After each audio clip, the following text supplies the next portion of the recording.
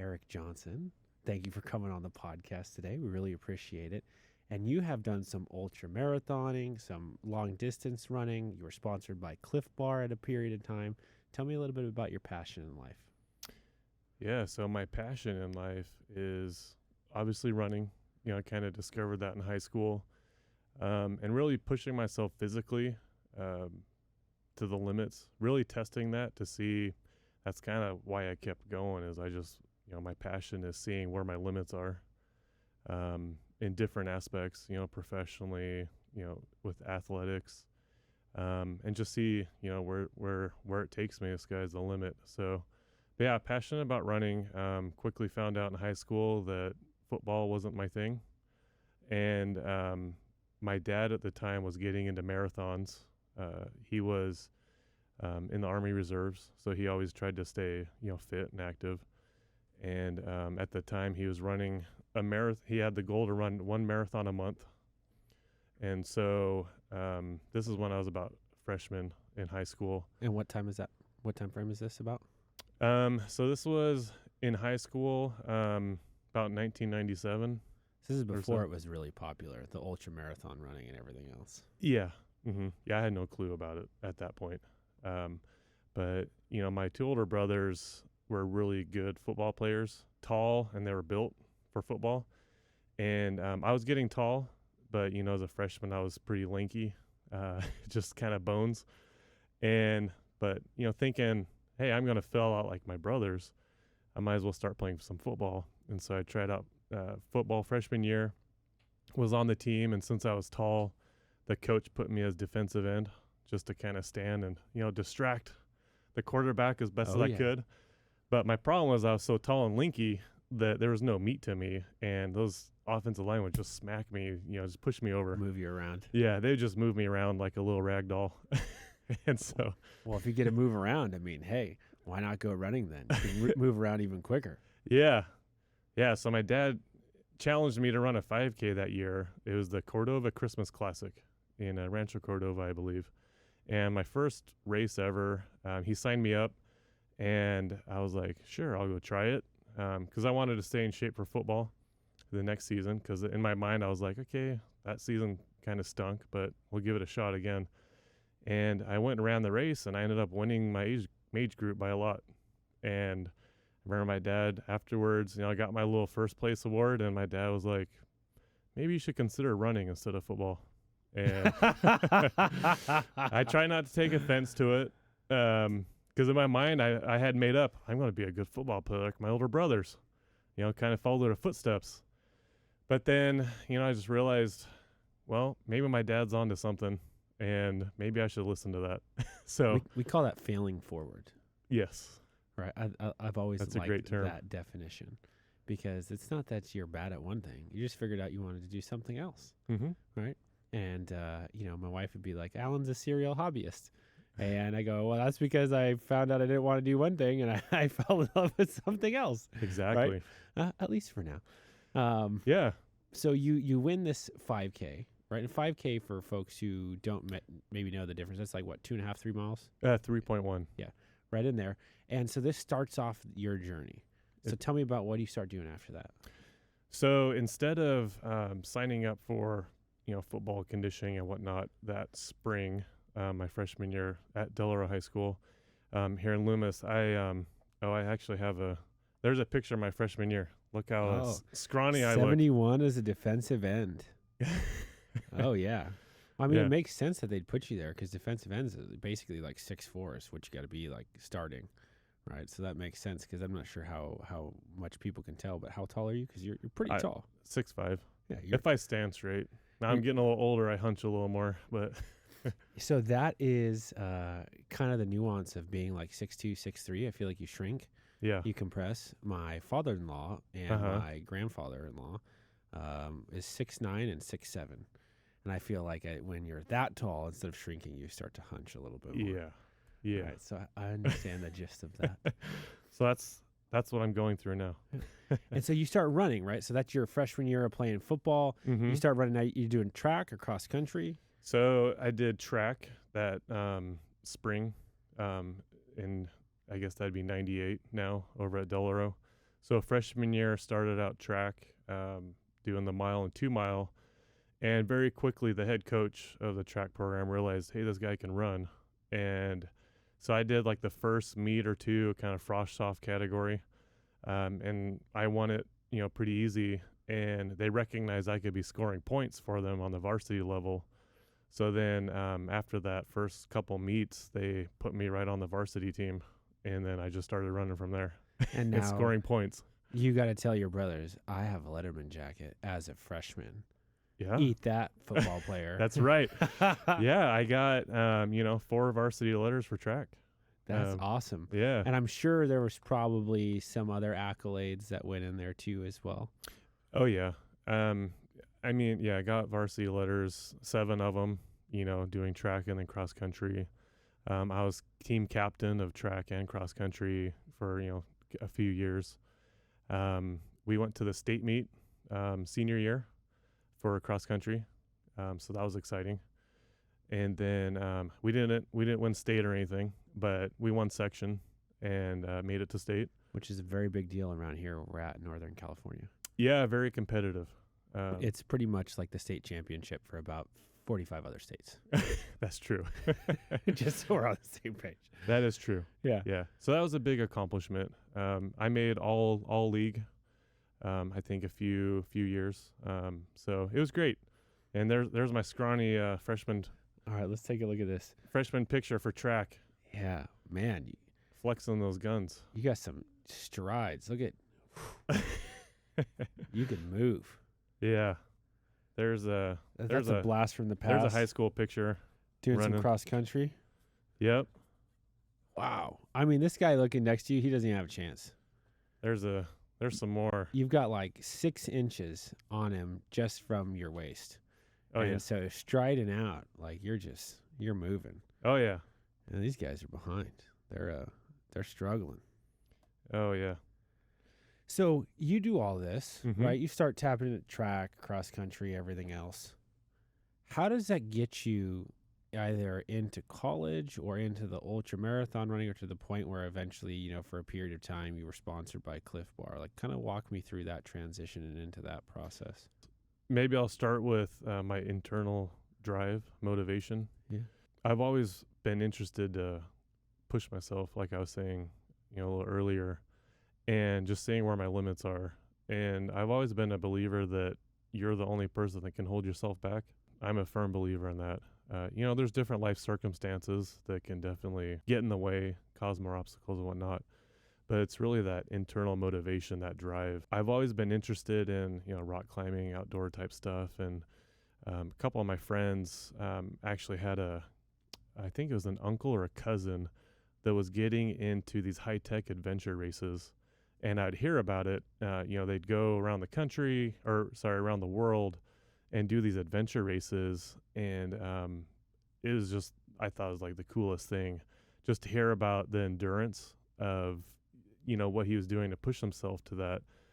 And I remember, I love my friends, but I remember them, I was saying like, oh, I want to try to do that someday. I wonder if I could push myself that hard and go that far.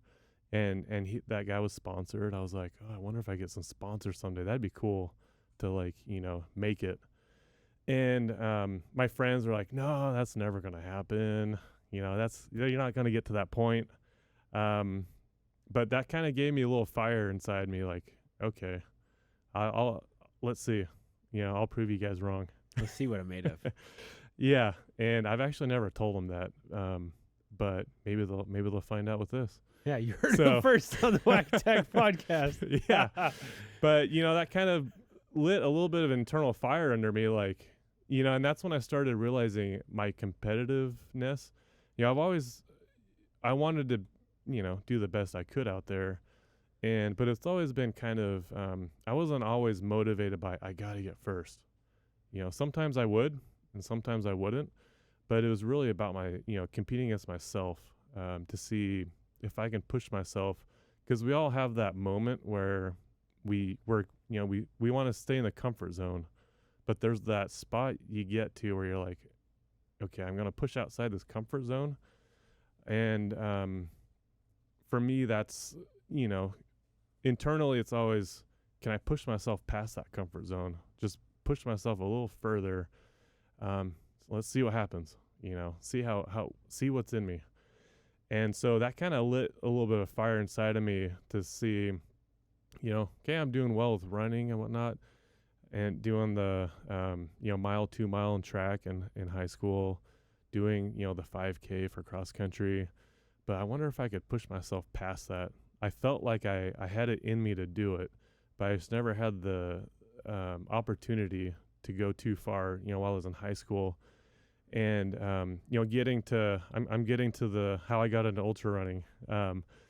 But, you know, some of my friends from the cross country and track team, I graduated with, one of my friends, Scott Kirkish, that, it was in my same class. And, we really wanted to do something cool and crazy for our senior trip. You know, we had friends going to different places, like maybe to the beach area, whatnot. And just being running geeks, we're like, man, what's something cool we could do that's like running related? And what we decided was to run across the state of Nevada to see if we could do that. And this is when I was 17 still when, you know, graduated high school, and he was 18. And so we started thinking, we just kind of threw it out there first, like, okay, that'd be a crazy idea. But then we started talking about it more, like, maybe we should try to do something like that. No shit. Yeah. And so I was like, in my mind, I'm like, well, that'd give us a challenge. That'd be kind of interesting. Yeah, I wonder what that'd be like. Like, would we die? You know, would we like go into like heart failure? You know, would our bodies just like fall apart? Like, what would that be like? Yeah. And, you know, up to that point, there hadn't really been, at least in my realm, in my world, I had no idea about ultra running at that point. I know that there were some people around doing it, but it hadn't really been like a popular thing yet. But it was something we wanted to challenge ourselves. And so we thought, like, man, let's do this. And then we also thought maybe we could pair it with a great cause.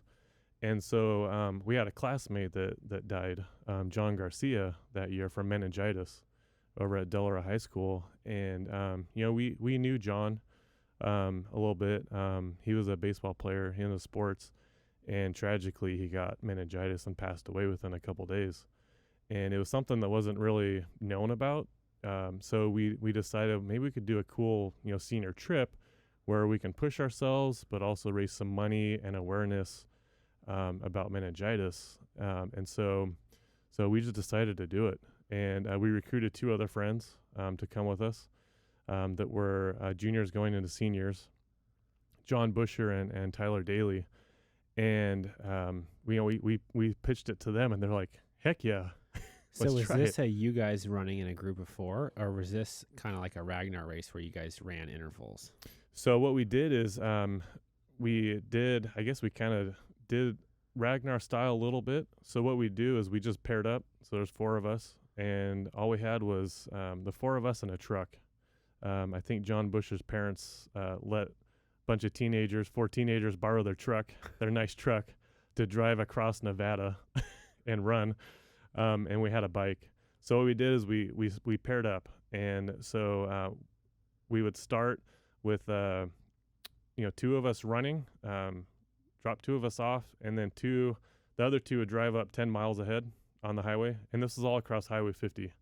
So we started at South Lake Tahoe at the state line.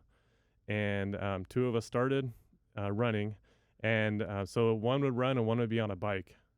And so what we do is run a mile, switch, and then bike, and then run another mile, switch, and kind of just keep switching until we got to the other 2 that were 10 miles ahead. And then they'd hop out. They'd start running and biking, kind of switching off. And the 2 that just finished would hop in the truck and drive ahead 10 more miles. And so we just did this the whole way, all the way across Nevada. And how long did this take you guys? It took us 5 days. It took you 5 days. Yeah. Now, do you have a newspaper article or a photo or something like this? I do have some. Let's see. So there's a picture of me running. Holy crap. There's you running right down Highway 50 in the middle of the desert. Oh, yeah. It was Fleet Feet Racing. Yep. Yeah. Yeah. So we got time some of the year sponsors. was this? That was in the middle of July. Savage. Yeah. Talk about pushing yourself mentally. running through the desert in July on the hot asphalt and pavement in the middle of nowhere. Yeah, we were baking in the sun for 5 days. For 5 days. For 5 days. And the first day, I think we covered about 85 miles or so. And then that night, I think we made it to Sand Mountain, for anybody that knows where that is along the route. There was a huge windstorm that night, and we had just finished running, out there in the sun the whole day, just fried to a crisp. Didn't realize how burnt I got. But that night with the windstorm, I remember just laying in my tent. I had a little single-man tent, and I just felt like I was getting sandblasted by sand just being blown up in the vents, and it was just raining all over me. My friends are in their tents, there's raining all over them, and I just remember hurting because I had just totally fried skin, plus just sand just pelting me when I'm laying in there. And so what I actually did is I ended up dragging my tent in the middle of the night into an outhouse over there, and I just put my tent right in the outhouse, and I slept good after that. Wait, you went in a oh yeah, like a bathroom area, like that a had vault toilet. Yeah. So I figured out that was blocking the wind and the sand, and that was the only way that I was gonna get some sleep. I didn't really sleep very good anyways, because I was sleeping in a vault toilet, but it got me protected a little bit. I mean, if carbon dioxide or any of the gases that it emits helps you out, I'm sure we would have found out. Right. Yeah. Maybe some of those gases are what helped to keep us going the other 4 days. I'm not going to sign up for that volunteer study, but yeah, I'm glad you did. Yeah. And there's my first 100-mile mark. So is this you running 100 miles or you running 50, biking 50? So that was my collective running 100 miles, because the whole distance was about 400, if I remember, about 450 miles all the way across. So each of us had over 100 miles within that 5 days that we had run. Wow. Yeah. And so I took that picture when I hit my 100-mile mark. You look beat. So even when you divvy up all the miles ran, each person did 100 miles separately, pretty much, right? Yep. Yeah, some of us did. I'd have to find the exact breakdown, but we all hit at least 100 miles. There were moments where, one of us wasn't feeling great, so we might have sat out on, doing that little relay. I think I might have hit maybe 115, 120 total. So it was, we all hit at least 100, but we all varied just a little bit depending on, if you had to pick up slack for someone that wasn't feeling good at the moment or whatever, just kind of jump in and run some extra miles. And this is an 18-year-old, 17-year-old, and like 2 16-year-olds, correct? Yeah, approximately. 16, 17-year-olds, about right in there. Yep. That's 17, 18. What were the sponsors you guys grabbed for that? So the sponsors for that was Fleet Feet. They gave us I think they gave us some jerseys for that, some running shoes. They sponsored us shoes. They also, I can't remember everything else they gave us, but then we also had Noah's Bagels that sponsored us.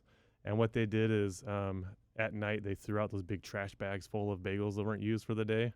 So their sponsorship was they gave us a huge trash bag full of bagels, and we just had that sitting in the bed of the truck. If we got hungry, we would just open up that plastic bag, that trash bag, and just grab a bagel out and start eating it. Savage. Oh yeah, that's how we did it. Shout out Noah's Bagels. Yeah, shout out right. Noah. Yeah. Yeah, Noah's Bagels. And then there was also a local entrepreneur. I can't remember the name of the drink. It was an energy drink. He was up in Auburn. It might have been called Dragon's Blood or something. I don't know if it exists anymore. But he noticed what we were doing. We were starting to get noticed in like the newspaper. We did a little bit of planning on it. Like the Placer Herald did an article on us saying, look at these guys. This is what they're going to go do. And so we had a few businesses reaching out to us saying, hey, how can we help? So some people like give us some product, gave us some money, and we just basically bought a bunch of junk food and just threw it in the back of the truck with a few extra pairs of clothes, a tent and a sleeping bag. And at that time, we just had mixed Gatorade powder. And so we would and I think we had like a 5-gallon jug, of like one of those old coolers sitting on the top. You just kind of like open up. Yeah. But we would just dump Gatorade mix in there, mix it up, and that's what we survived on. Savage. You Yeah. guys are OGs. Because the long distance and ultra people that I know, they're like salt pills and certain types of diets, and they got all these little tricks that they're doing. I mean, because I think it's so well known now, the science behind nutrition. But back in '98, debatable. Yeah. And this was 2001, the summer we graduated. But yeah, at that time, that research just didn't exist, or at least we were too young to even know like what we were doing. So we were just relying on our experience from running track and cross country. So let's tap into your minds a little bit here. Yeah. Okay. So you get beat down, sort of at your own will because you want to be this football player that your brothers were. Then you have this realization that I'm pretty good at running. I should go do that. To then sort of finding your passion with some long distance running because you like to train the dials in your mind and getting past and doing things that sort of push the envelope of what you feel is capable. Walk me through how you approach your mindset going and doing not something like this, but the ultra types of races that you've done. Walk me through that mindset. How do you start to check into that? Because I feel Goggins, Jocko, all these people that are out there talking about it now, they're sort of talking about something similar, but you were doing this pre-social media. Right. So I want to hear your experience with that. Yeah. So to get myself in the mindset, it's really just being self-aware and just self-reflective, just learning how to tap into that inner motivation and like what really drives me. A lot of it's, over the years, kind of learned the term, putting hay in the barn of all your preparation and training. It's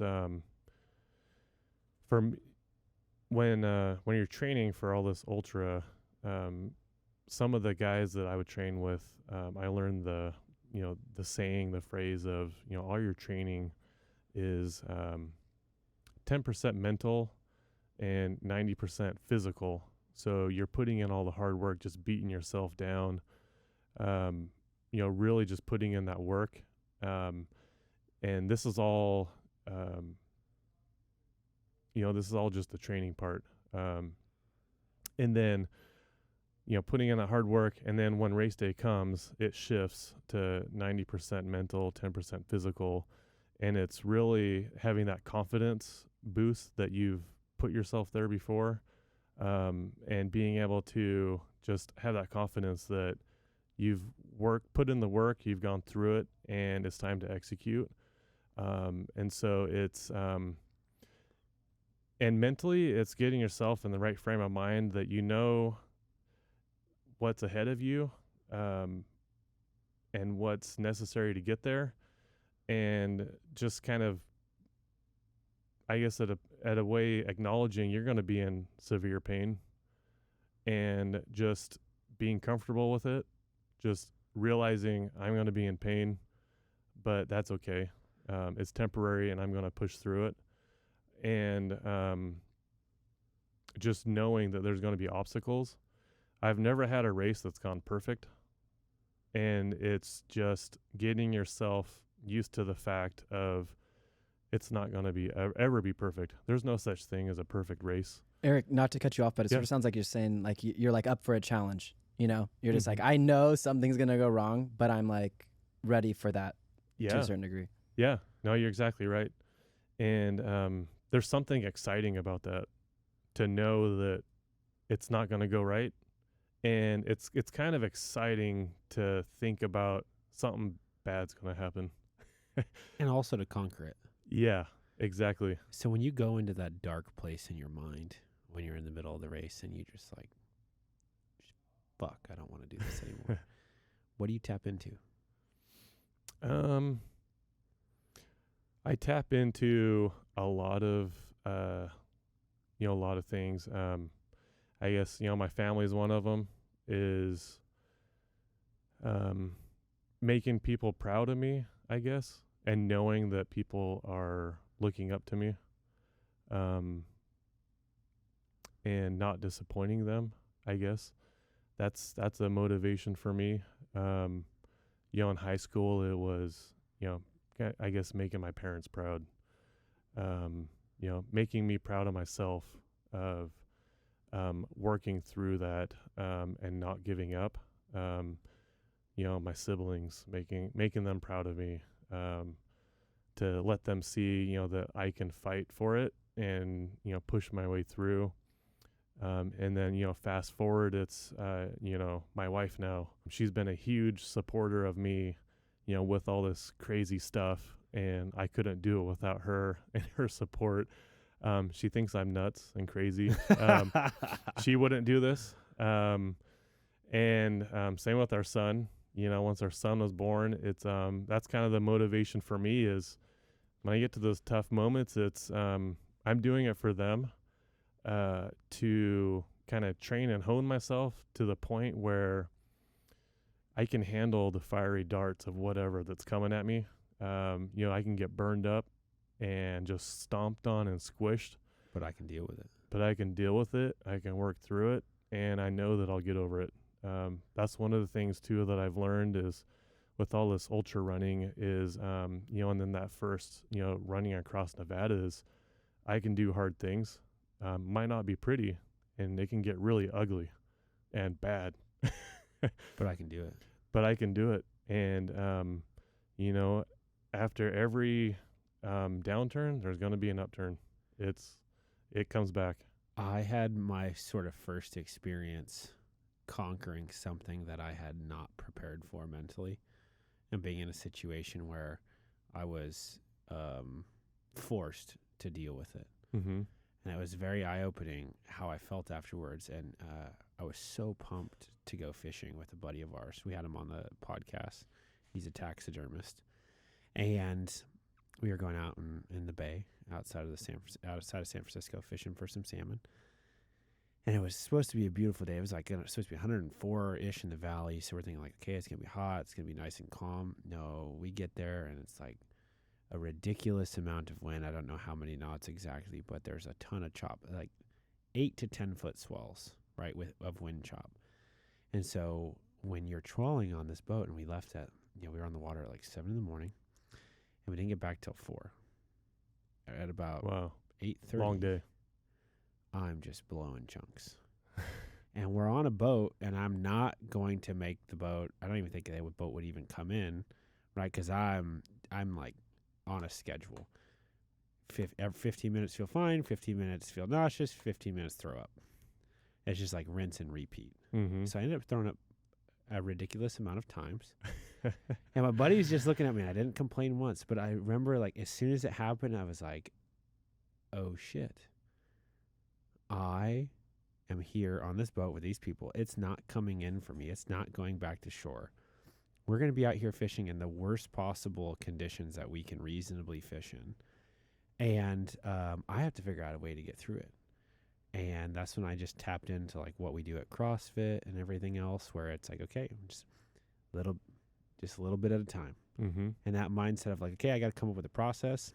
And literally it was like a saltine cracker, 2 sips of a Gatorade, 2 sips of some carbonated water, just so I had something to throw up and get rid of. But I remember I came home with 2 fish at the end of that trip. Awesome. And my wife was like, how'd it go today?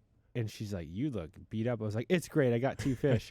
So like I did this thing where it really tested my mental capacity, beat me up physically, like pretty bad, made me incredibly uncomfortable. But I came home with 2 large salmon, right, to stock the fridge with. Mm-hmm.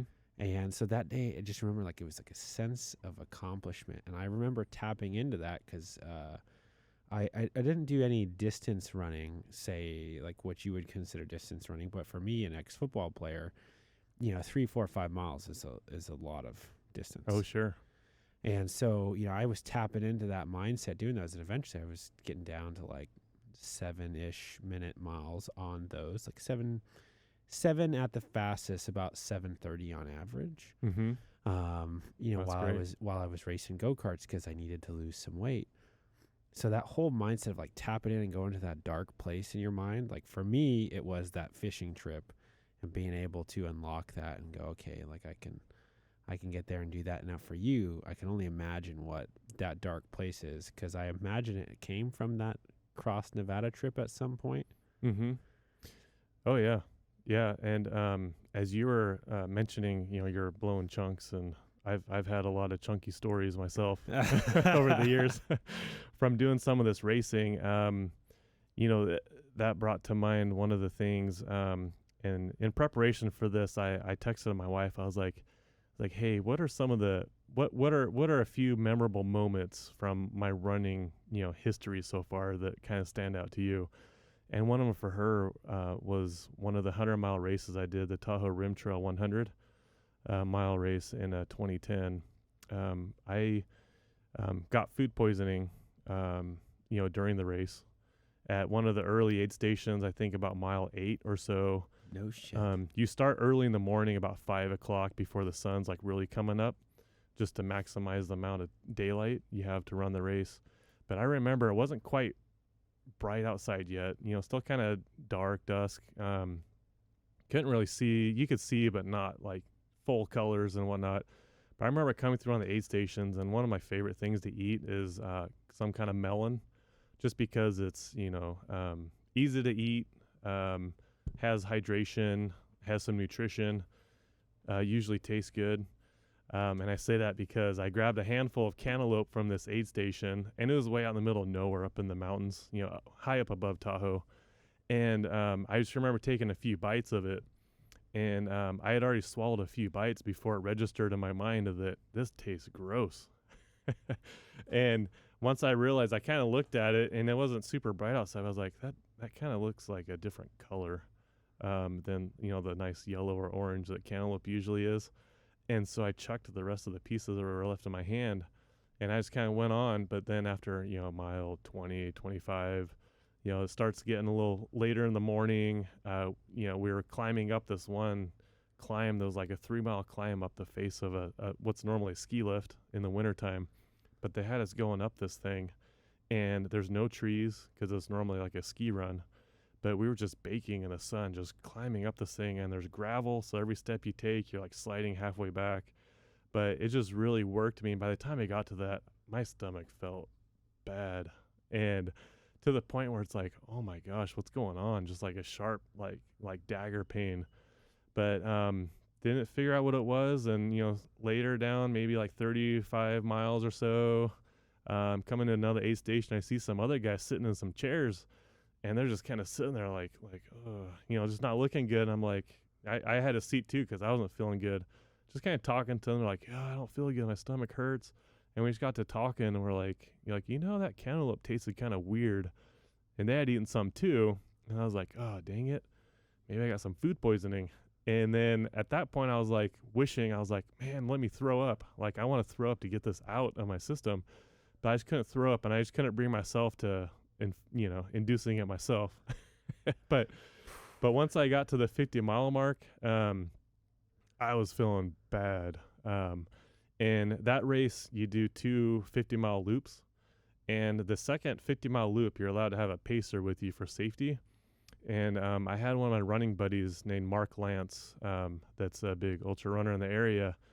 That guy's tough as nails. He's a little older, like a veteran, like ultra runner that like nothing phases him. You could cut his foot off. But I remember coming up to the 50-mile mark, and thankfully, right before I got to the 50-mile mark, I was finally able to throw up. And it felt good for a few minutes, but then I started feeling bad again. And I remember I wanted to drop the race. Like, I came in, and this is where I had to inner channel, go to that dark spot. I just came into that aid station, and I was behind time, like pretty far from what I should have been. So he knew something was up. So he didn't want my wife and my family to see the dark place I was in at the time. So he met me just outside of their view around the corner, and he just saw I looked like crud. And I just remember looking at him in the eyes, and he could tell right away that I wanted to drop. And that I just had it, I was gassed. But he gave me that look right back, like you're not stopping. And I knew just We didn't have to say anything. He knew by looking at me that, yeah, I'm going through a rough patch right now. Like, well, he's been to that dark place before. He has. So he knew in my eyes, he could tell. And then I knew the way that he was looking back at me out there on that trail. I was like, oh, dang, he's not going to let me drop. I was like, he wants me to keep going, and he's going to push me. And that's what he did. He just looked at me. He's like, can't remember exactly what he said, but it was something along the lines of, like, Johnson, just pull yourself together. We're going to go. And he's like, this is what I want you to do. He's like, you're not stopping. Put a smile on for your family. Don't let them see that you're hurting right now. And he's like, I'll grab your headlamp, and you just keep walking, and you keep going. And he's like, don't even think about dropping. And that was it. Savage. And I was like, oh, man, a whole nother 50 miles feeling like this? I was like, gosh, that's going to be a long night. That's going to be horrible. How long did it take you to finish the race? 20 and a half hours. 28? Yeah. And, yeah, but soon after that, I was like, okay, change my face, try to put a smile on. My wife knew I wasn't feeling good. She was a little worried about me, but she knew that I was in the hands of, my friend Mark Lance, that he's just kind of like a drill sergeant, just like, He's going to make it happen. He's going to watch after me. If I get too bad, he'll make sure that I don't die out there, essentially. But he was going to push me to that point before I die. That makes me want to go, like, try to find a deep, dark place to sort of re-up my deep, dark place, because mine feels like checkers compared to your game of chess over here, right? Yeah. And I'm just, I'm just nothing over here. But that's No. wild, because the ultra people that I know of, their dark place is a dark place, and it's not a dark place in a bad way. Yeah. But it's like a place where they go to define that mental fortitude. And I have a lot of admiration for people like yourself and people like them, because it's not anything that I've ever had the drive or experience to want to go do yet. Mm-hmm. But the thoughts that are going through your head at that point, it's just not the physical feeling. It's the self-doubt. It's the self-talk. Mm-hmm. It's the, trying to cut out, your body speaking to you. Oh, this hurts. That hurts. We should stop. Getting past that takes a special skill set when you go to that dark place. Mm-hmm. So what are some tips and tricks that you tap into besides just going, I've done worse before, to get past that?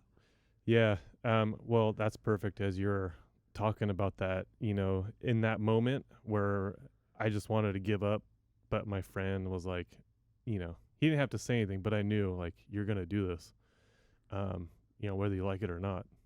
And so I kind of learned from that experience that, you just got to flip a switch. It's like, it's hard to really describe, like, what there's like the secret sauce is, like, do this and you'll get past it.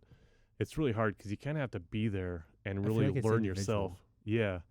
It's individual. We all have different motivations and different things that keep us going. But what I've learned is you literally have to just flip a switch in your mind and just say, it's like reframing your situation of, okay, this really sucks, but I've been here before. I know I can do it. And it's literally just, it might sound simple, but it's just like turning your mind, just reframing and just flipping that switch. And one of the former, sponsored athletes that, local in the area, Eric Skadden, I used to do a lot of training with him and Mark Lance. There are a lot of, Western States 100 veterans. They've each finished Western States 100 miles 10 times. And so they've been there. And I remember we'd go out there and just pound ourselves to the ground up and down the trails here in Auburn and Forest Hill area, just up and down the canyons for like a whole day on these training runs. And we would beat each other into the ground, just pushing each other. And I remember his switch, I could tell when he would flip it into gear, because he would always give a grunt. He'd just give a, and then he'd just take off. And like I could tell that's when he flipped his mental mind and flipped the switch. And for me, that's what it is. It's you just figure out what that switch is. And for me, I guess it's just a lot of like reframing of, okay, I'm not giving up and just embracing this really sucks, but I'm just going to go for it. Just going to get it done and make it happen. Embrace it.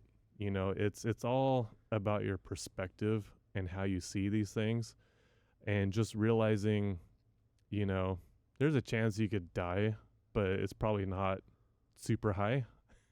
And I always think about that too when I'm down in the dumps and it's just hot, I'm thirsty, hungry, like feel like I'm going to pass out, like I'm just pushing myself to the limit. It's I just know that I can keep pushing and my body's going to bounce back.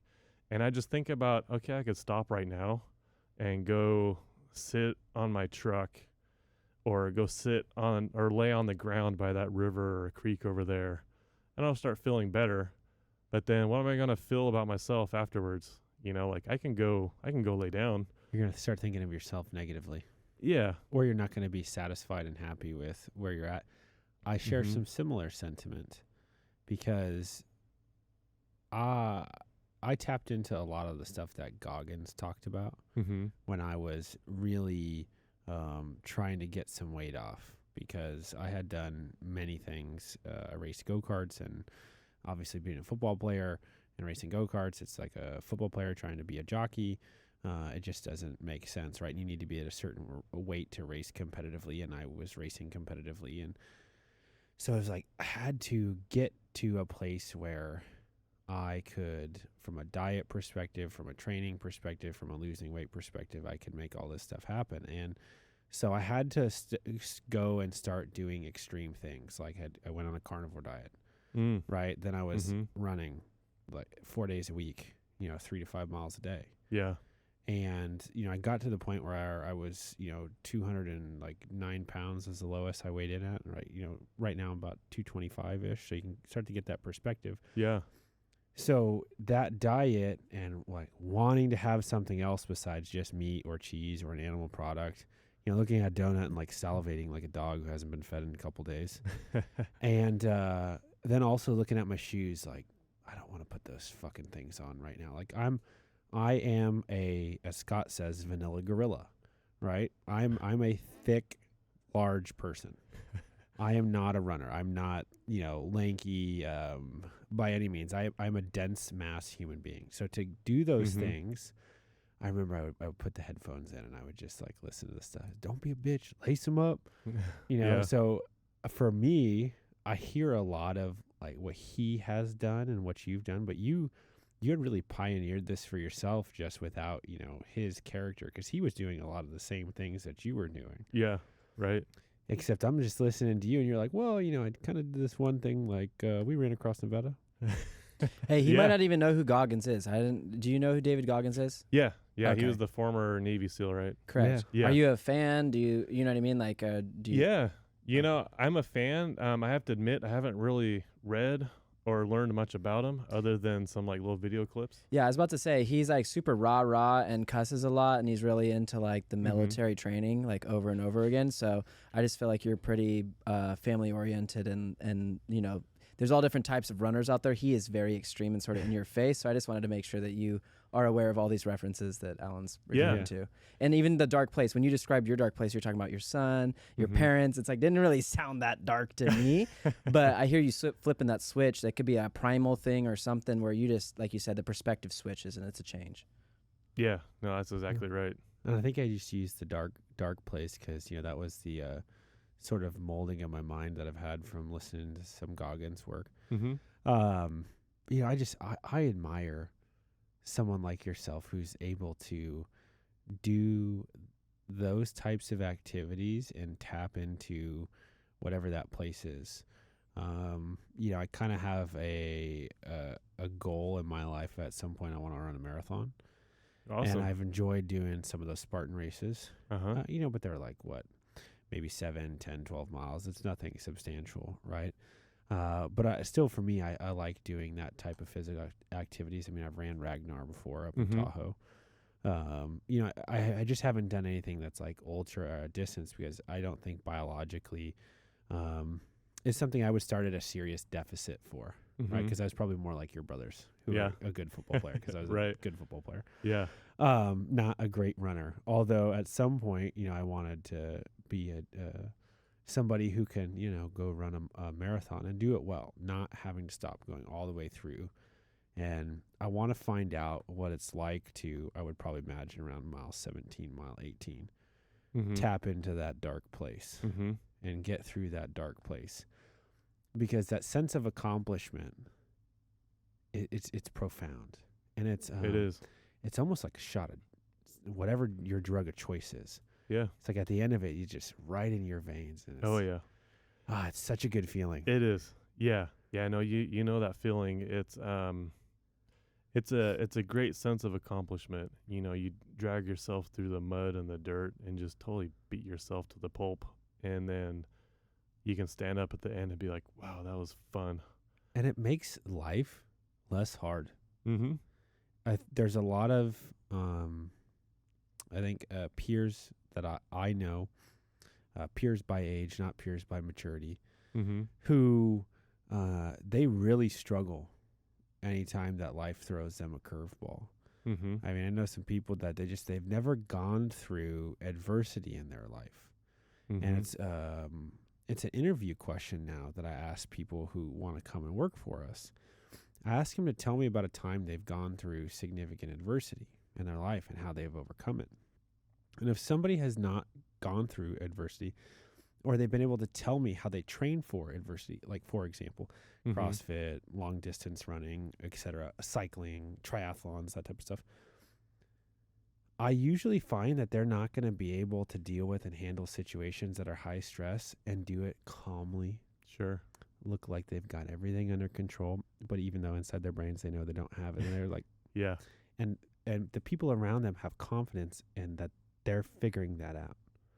So I really, really admire that about hearing your story, and I want to continue to tap into the opportunities to train that, because I do have to say I've been behind my twin brother, because he definitely tapped into that a little bit more with the wrestling and with the CrossFit than I did. Sure. Scott, do you have any questions for Scott before we start? I'm sorry, for Eric, before we start to talk into or dive into some of the health side of what he's doing and what some of his professional career is right now? No, I think we're good right now if we wanted to head towards, the scholastics as well as like a professional corporate type of vibe. Yeah. But also, Eric, you chime in right now. You can, sort of pivot however you'd like. Yeah. Well, I was just going to... if you have any of the belts also, right? Yeah. Alan's not aware. I was just gonna do that. So that's the first 100 mile I finished. That was the Western States 100 mile in 2009. Squaw Valley to Auburn. Yeah, Squaw Valley to Auburn. And so, wow. Yeah, and you mentioned, I need to give a shout out to Cliff Bar.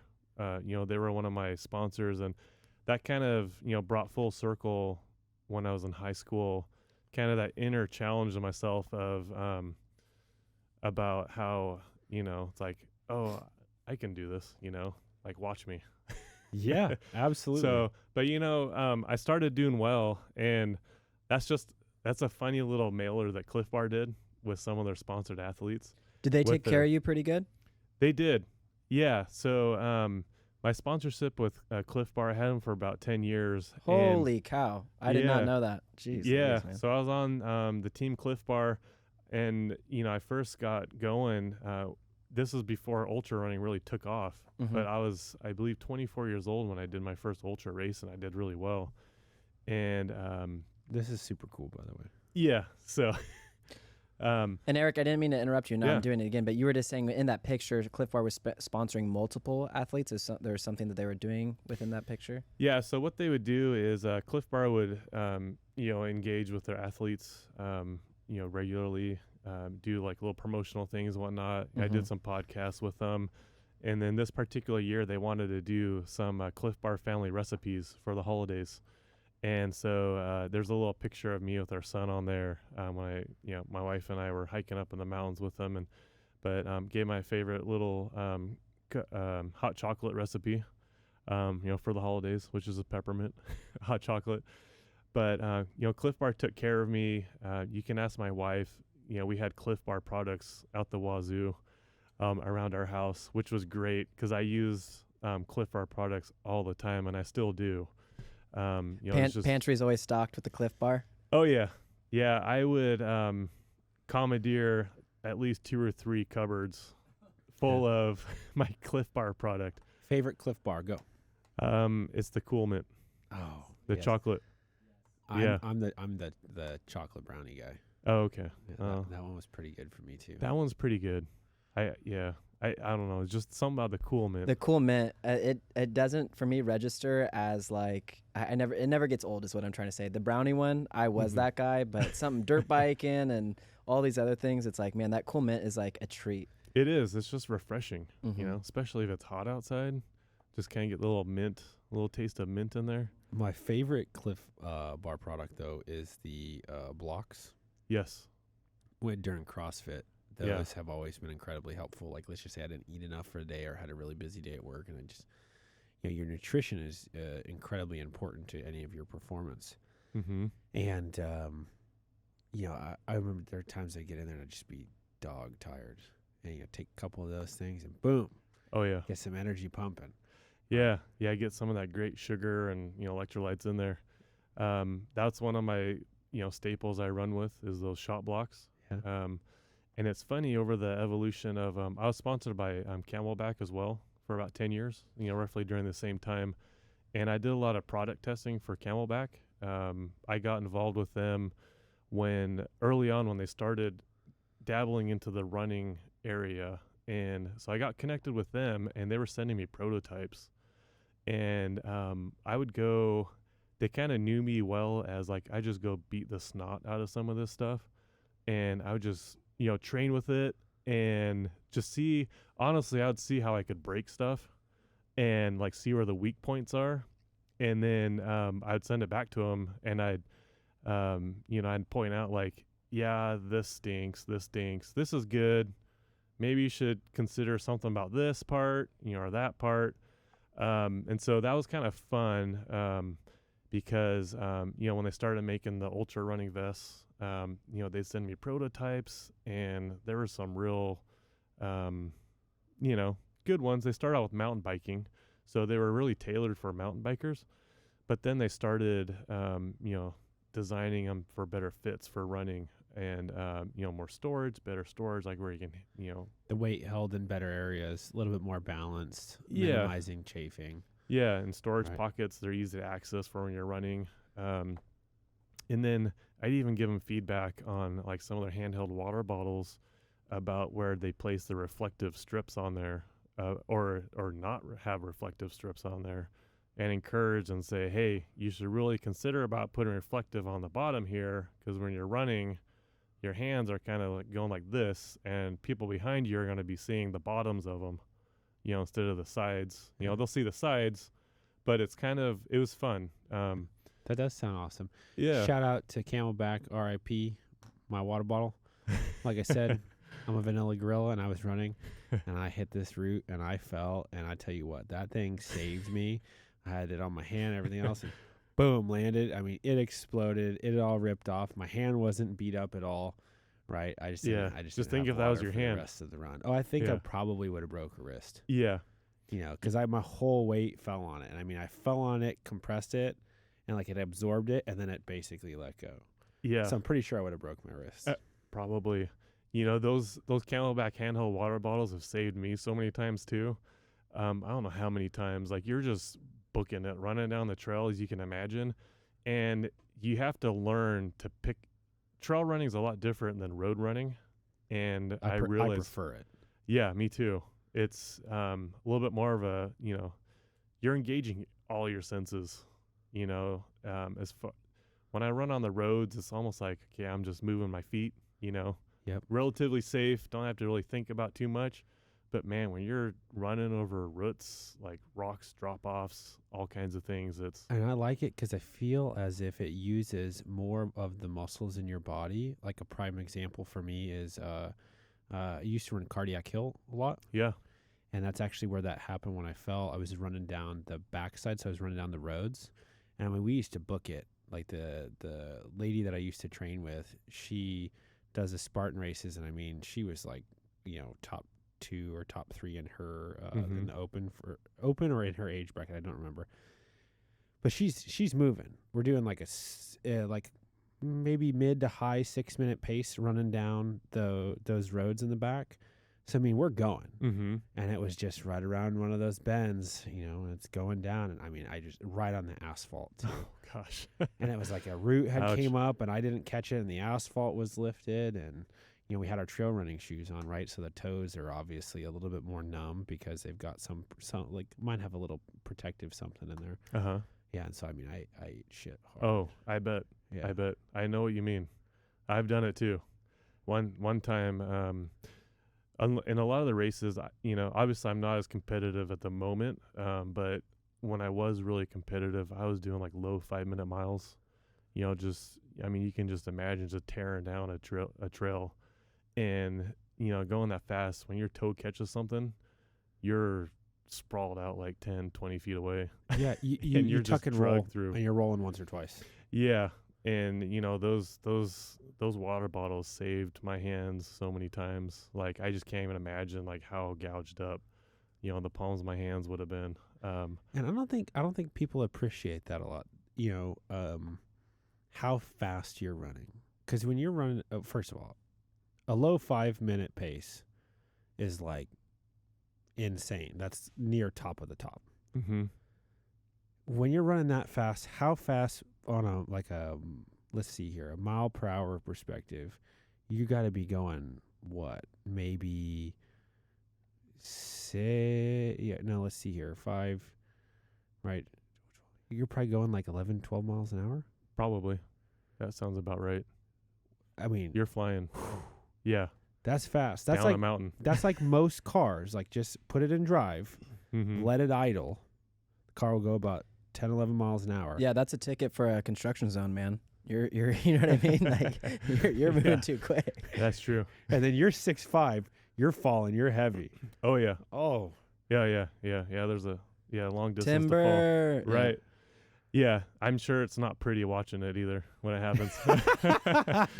But yeah. And the last time I fell, earlier this year, up in Auburn in the Confluence, one of the things I like to do is stagecoach. Yeah. I like to do the stagecoach hill repeats. Yeah, where you it's just 2 run miles back up and straight down up and down. run back down and up. Yeah, sometimes I'll do 7 of those in a row. But sometimes people have I just their feel like Wayne's World. We're not worthy. We're not worthy. But yeah, this year, sometimes it's people walking without their dogs. I'm all for people walking their dogs out there. Sometimes on those trails, when their dogs are off the leash, it's another component of trying to figure out, okay, where's the dog going? And earlier this year, someone had their dog off a leash and it ran right in front of me. And I totally was trying not to hit the dog, and my foot just totally caught a rock, and down I went. And I could just imagine what that looked like in front of the people watching. Right. Me. They probably feel dumb too. I agree with you. The other thing too is, because I've ran with my dogs and everything else, I prefer to not take my dogs on trails, just because if they can't be off leash, right, there's no real point in my opinion, because at least the trails that you're talking about, that's, they're not dangerous for humans, but there's times when you can't be having a dog yank and pull you. Yeah. Right, when you're going up and down that. Because I've also done, they call it like training hill. Yeah. Yeah, that's on the other side. Mm-hmm. And you can take, I forget what the cutoff is. Going up to Cool, Olmsted Loop. I think that's it. Uh-huh. I think that's it. But I have to be careful, because we used to go run in the morning, like 5:36 in the morning. And I was like, hey, this is bear territory. Yeah. You've got to be careful of that where we're at. And some friends of ours had seen bears there. And I'm like you. When I go on a trail run and I'm running, I literally thought to myself, okay, so if I see a bear, I cannot run faster. And I'm probably going to be a little tapped out because I'm going there to get a workout in. Yeah. And the people that I'm training with, they're all faster than me. Uh-oh. I'm dinner So or you're in the breakfast. back. Yeah. Right? Yeah. So I had to be conscious of that because, like you said, when you're out there running the trails, all your senses, they're going. I've had deer just bounce right across in front of us. Mm-hmm. To scare the shit out of you. Oh yeah. Yeah. No, in my days of running, I've seen, well over 5-6 bears. Same with mountain lions. I've seen about 5 of them just in my time of running. Now, I'm sure the mountain lions saw you first. Oh yeah. I'm sure there's been a lot more than 5. Right. But those are the only 5 I've caught glimpses of. Now, did they like kind of check you out and like, hey, what are you doing? Or did they avoid you? Like, what was that like? The times that I've seen them, I've caught them kind of come around a turn or something they hadn't quite noticed I'm there yet. So I've just kind of seen like the tail end of them or like crossing the trail up in front, like real quick. So I've seen them. And, they usually like to avoid people or not be seen. So that's usually when I've seen them is, thankfully I'm not right next to them. It's kind of been coming around a corner and I just see them real quick, kind of crossing past or going down the trail or doing something. But I'm sure that there's been a lot more that have seen me and have kind of sat there and checked me out as I've like run by. Well, that's always been like some of my issues running up in the confluence in other areas, like especially early in the morning. It's like, sometimes you want at least the sort of person in me trying to be thoughtful is like, hey, is it a bad idea to have a gun on me? But it's also unrealistic to run with a gun, right? Mm-hmm. So I run with a little knife, but then it's like, okay, so I don't have fangs or claws and I can't move, and have, faster than a snake type of reflexes like cats do. Yeah. But you're so right. I mean, when you're out there, when you're out there, I'm constantly, my wife knows this about me. I'm always aware of my surroundings. And I'm always just thinking of, okay, what's my escape? Where's my escape route? If this happens, what am I going to do? And it's the same thing with like mountain lions and bears, when I'm out there, and even snakes. I've seen lots of rattlesnakes. But it's just being aware of, okay, how am I going to react when I see one or if I see one? And if I have to defend myself, what's going to be my best course of action? But it's just something you have to be aware of, when you're out there. And that's kind of adds to the excitement, too, of knowing like, hey, I could be cat food. Out here. I better keep running and I better be ready to fight, if something pounces on me. So what's the advice that they give to ultra marathoners if they come up on a bear? I think it's just kind of the standard advice. Just get loud, just get big, get loud, just make your presence known and kind of stand your ground of, just, hey, I'm here. Go away type of a thing. Try not to provoke it, but thankfully I haven't, the bears I've seen haven't caused any issues with me. I've just kind of seen them foraging around, or this one time I was running a long ascent up from El Dorado Creek past Michigan Bluff up towards Deadwood Cemetery out in the boonies on the Western States Trail, and just working my way. You're on the edge of a cliff, and there's no way to really go up off the trail or go down, or else you're gonna fall to your probably death. But just on this little single path, and so there's really nowhere to go other than up the trail or down the trail. And I remember this one morning, I think I was running by myself, just kind of early, just making my way up the trail, and I come around the corner, and then up in front of me, I just see the back of this bear. Just his butt in front of me, just running up the trail. And and then it dawned on me, like, holy smokes, I don't know how long this bear's been on this trail, but he's been running away from me for a while. I'm chasing him. Yeah, I was chasing that bear. I don't know for how long, but I remember just a long stretch. I was still running, and he was still running in front of me. It's kind of like my training buddy out there. And, thankfully he was still headed the other way, and once we got up to a bigger spot where it's not just drop off, he went somewhere. Hey, Eric, I have a quick question. You're talking about the U.S. trail. What trail was that? Sorry. Oh, the Western States. Okay, and isn't there a Pacific Crest Trail? There is. Yeah, is that something that runners ever do, or is that more of like a survival, like if you can even hike it, you get a medal type of vibe? Yeah, I haven't paid too much attention to that. I think there are some people that have run it, the Pacific Crest Trail. I usually hear about it with backpackers, kind of like what you're saying. They try to do, from Canada to Mexico or Mexico to Canada. Yeah. Kind of do long backpacking I'm aware trips. that it is so long and everything. It's just like, to Alan's point, if I'm not a runner, I just don't know in this realm like what the extreme guys are doing, or ladies. So. Mm-hmm. Yeah, I think some guys, some people have tried to do records on there, and I haven't followed it too much, but I know that there are some people that have done some attempts to set records on it with running. Yeah, and it's just generally not something I ever have any interest in wanting to do. But I admire those Yes. who are wanting to do that, because that, what would you call that? Is that like ultra? I think it's still just called ultra running. Mhm. Maybe it is ultra or ultra crazy. Yeah, I don't know. supersonic running. Yeah, right. Yeah. Because the Western States that's a huge deal. Oh, it is. That's a 100-mile run. It is. But from Mexico to Canada, Yeah. that's a couple thousand on the Pacific miles. Crest. What's Yeah. like 1,700 That's over miles? 2,000 miles. Yeah. Yeah, no, it's very different. I Mhm. just brought it up, sort of a rando question, but pivoting back. So you had Cliff Bar and Camelback for 10 years each. Yeah. I just wanted to make sure I understood that. Yep. Yeah. And And their sponsorship ranged from, product to money, financing, going to some races, and, being on, helping with products, being on some of their marketing and whatnot. So, but it was really fun too. I think some of the most fun I had with it was doing product testing. Cliff Bar would come up with some crazy new products, and then they'd send some of us athletes some of it, and it'd be non-labeled stuff, kind of like secret stuff.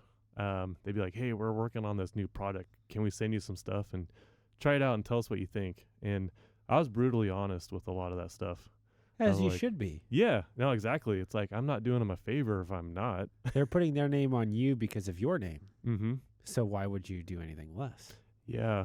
I remember in Cliff Bar, they might still have them around, but when they were coming out with that, like those packets of like mush food, almost Like reminded me like baby goo food. competitor.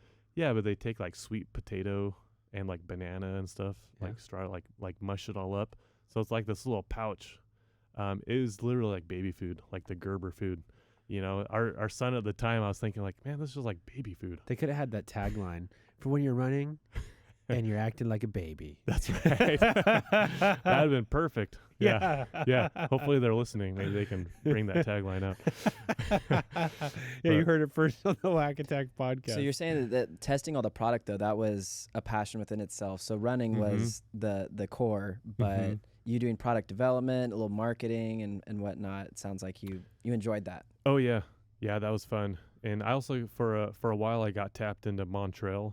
Those are the shoes that I would run in my races, and so they started sending me new shoes that they were that they were working on, and so I'd go beat the heck out of those too, and then give them my opinions and send them back. And they could analyze them. So what does it take in your mind to be a good running shoe? Because you're 6'4", you get a decent build and decent size on you for a runner. Mm-hmm. What does the best trail running shoe look like to you?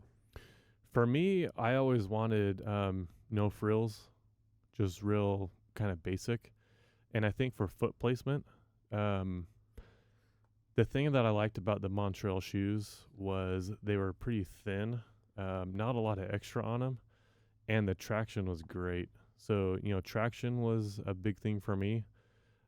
Just because you get going on wet rocks, loose stuff, and you're also climbing up steep things. And so something that has some really good traction was something I looked for. I didn't want a lot of bulk, so I really wanted kind of minimal. And I think a lot of that's just foot placement, and my foot's kind of narrow as it is. Explain foot placement to people who don't run.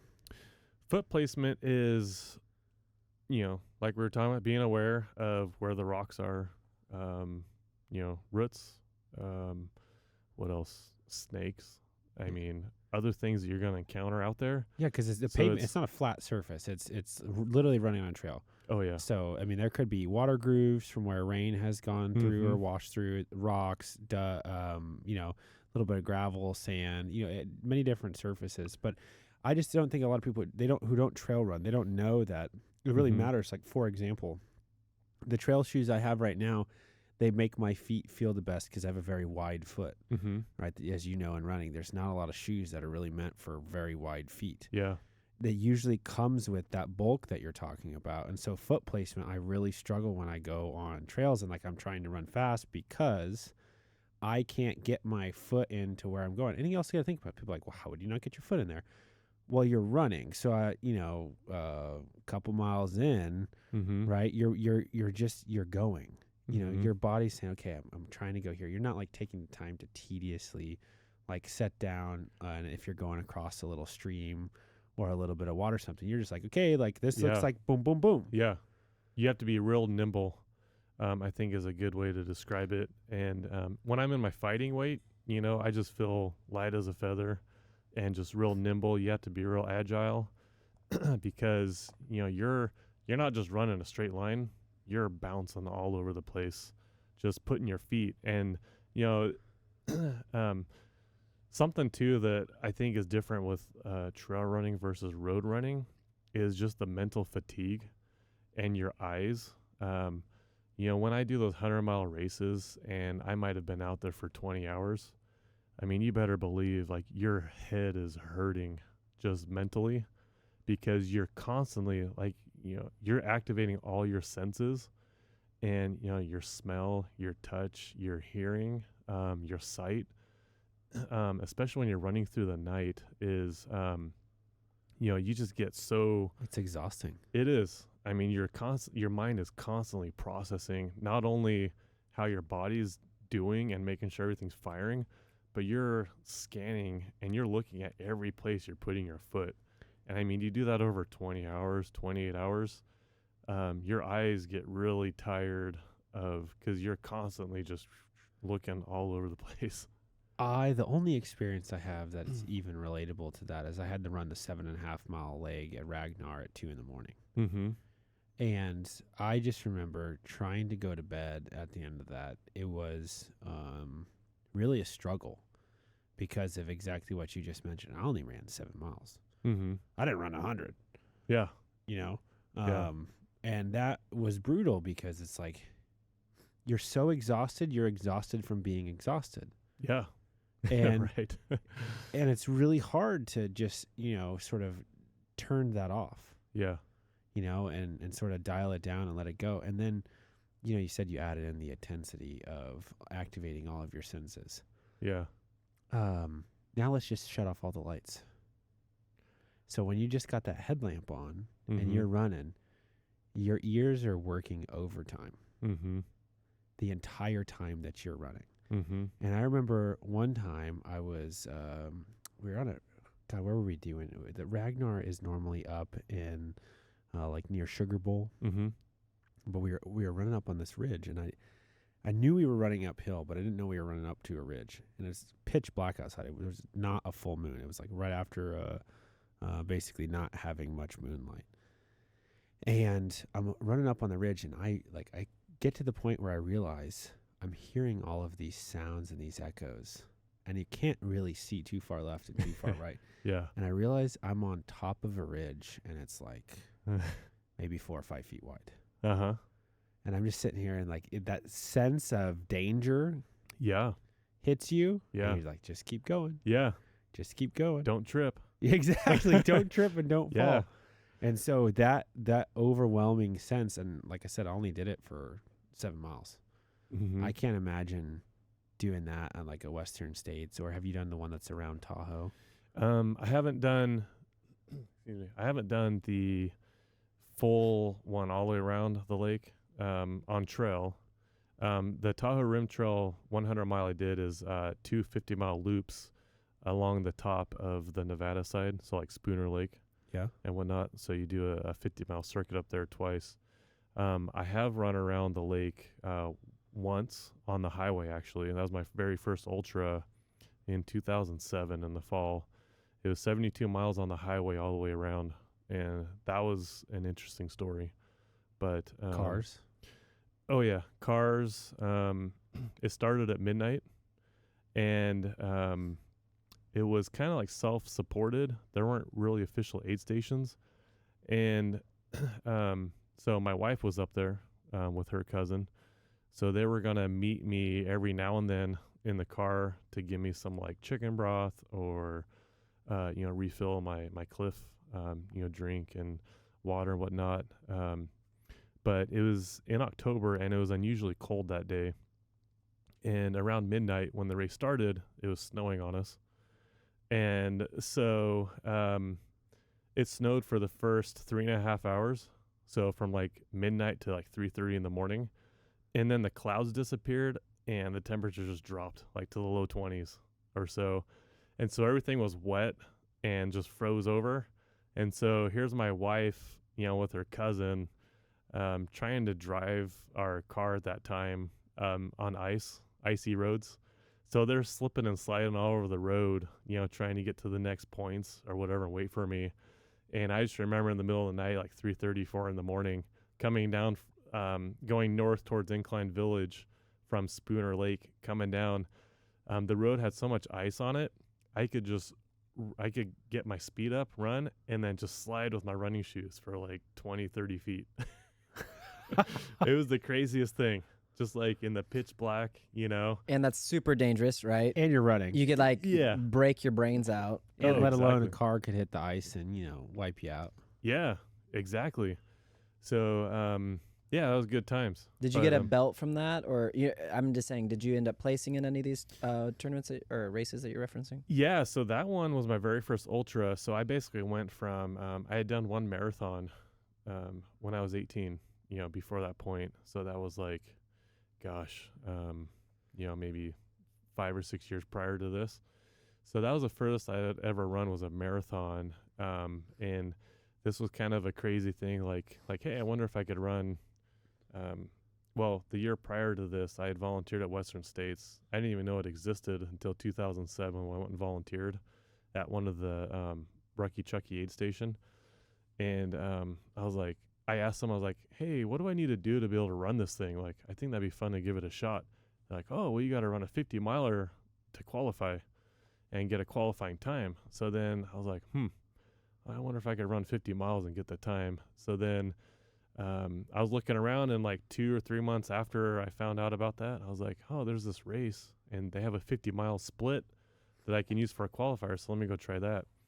So I basically just went from running, half marathon distance at the time to, busting out a 72-mile. But I learned a ton on that race, some mistakes I made. And that's the other thing. I was like, you just learn, from your mistakes each time you go do something. Was I up until that point, with hydration wise and everything, was just used to taking little sips of water. And so I hadn't really learned, this is kind of like the OG stuff you're talking about. Yeah. I had no idea how to fuel myself for a long race, and let alone, it was cold outside. So my body was like real deceptive because I wasn't like sweating bullets. Didn't seem hot, but I was still burning fluids. Yeah. And sips of water that's not replenishing what you need to continue, right? Oh, not at all. But I didn't realize that at the time. And so, fast forward, start at midnight and you're kind of going, it's like 20 degrees outside or in the 20s. It's not feeling too bad. You don't really notice you're sweating that much, but you are. And I wasn't replacing my fluids how I should.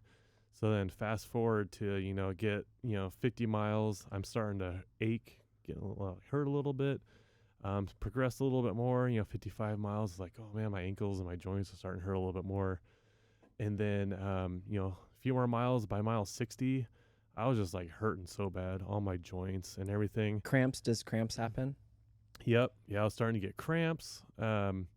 And one of the indicators too, not to be, too much info, but ultra running, you gotta check, your urine coming out. Yeah. And, the color of it, you got to pay attention to, because you can really tell what's happening inside your body. But at that point, I realized like, I hadn't gone to the bathroom for quite a while. So then I made myself, and it was getting darker, and I was like, okay. Drank a little bit more water, but it still wasn't enough, and I kept going. I was like, man, I'm hurting so bad. And then, went to the bathroom again. It was like almost like Coca-Cola color. Yeah. And I'm like, that's not good. So then I was like, man, okay, I got like 4 miles left, and I was in 4th place overall of all the runners. And so I was like, man, I just need to squeak it out. I just got to keep going, got to keep push it. So I did 4 more miles and got to the finish line. After I crossed the finish line, they usually have some medical person asking you like, hey, how are you feeling? How are you doing? I'm like, well, I'm really achy. I kind of have cramps, and my urine looks a little bit dark like Coca-Cola. And they're like, oh, well, follow me. So they had like a medical tent set up, and I laid in like a cot. IV in? Yeah, they put an IV in. And see, I didn't realize how bad off I was until they gave me like 2 or 3 bags of saline. Yeah, for like I laid there for like 2.5 hours, just getting fluids in my arm. And, meanwhile, my wife is just kind of sitting there like wondering like, okay, what's going on? This is our first rodeo at that point. So it's kind of like, okay, yeah, all right. He's getting the medical attention. Well, he's talking. He's like, his eyes are open. He's okay. This is going to be great. But then after, 2.5, 3 hours of laying there with fluids coming through, pretty soon working through my kidney, I was like, oh, I need to go use the bathroom. So I told the doctor, and he's like, all right, put your arm around me. I'll help you walk over to the bathrooms. So we walk over there, and I'm just kind of limping, just kind of resting on him, and walks me in there. He's like, he literally stands me. I'm like so stiff. He like stands me in front of the urinal, and he's like, all right, I brought you to this point. Now you have to do the rest. So I was like, okay. So I started going to the bathroom and, finished my business. And then all I remember is I raised my hand up to flush. And then I just remember telling the doctor, like, I think I'm going to. And then. Passed out? Yeah. And then the next thing I remember is I woke up, and he was dragging me by my pits across the ground, just through the dirt.